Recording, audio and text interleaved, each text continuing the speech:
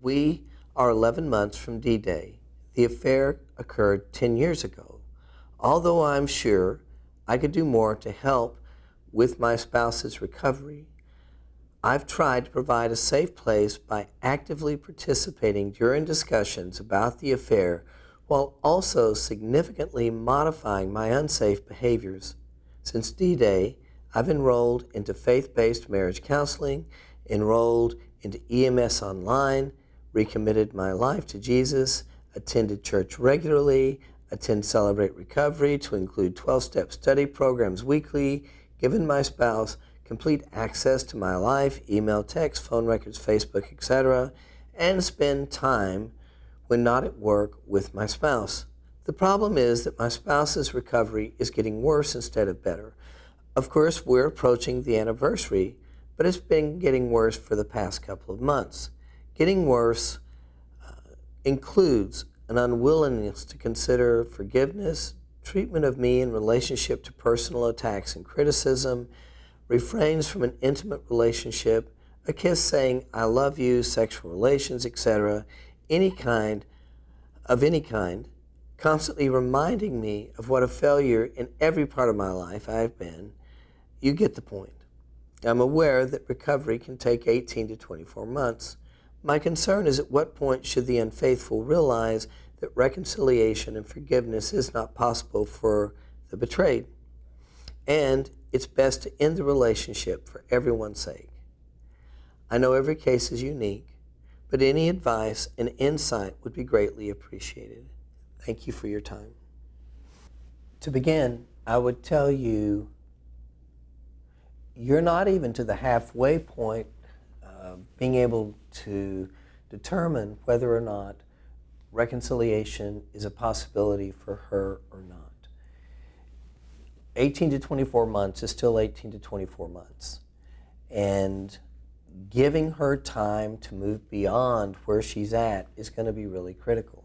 It does take time, depending on what all has happened to her, how long the affair was.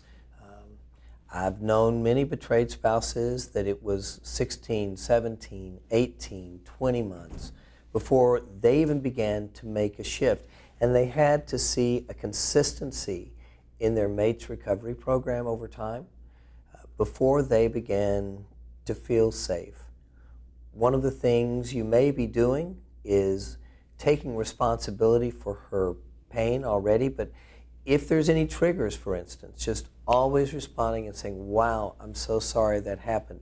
The recovery work you're doing is great. The only other thing you might consider at some point would be something like Hope for Healing, only because it provides a lot of support in terms of how you can survive in a situation where your mate's doing this, because obviously you're in something that's there for, it's going to take a lot of patience, basically, on your part. The second thing I would suggest for you in terms of your mate is to consider that maybe she's got some pretty severe trauma. And when someone's traumatized, they do have difficulty being able to reconnect, because every time they get close, they have a visceral reaction, a flood that continues to happen. Hopefully your mate would consider doing trauma work as she goes forward for her own healing. You might suggest that to her, or maybe other people in the group could suggest that to her. Maybe your counselor could suggest that to her. But when I have someone that's responding like your mate, I really do suggest they do specific work, and this isn't normally long-term work, with something that's called eye movement desensitization and reprocessing, EMDR, or I suggest another approach is what is called brain spotting, BRAIN SPOTTING. Either one of those approaches should be able to help with the trauma.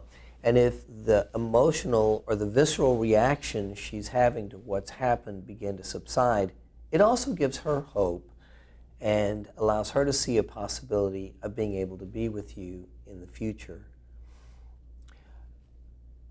I do wish you well because you're going to need a lot of patience, but don't give up yet.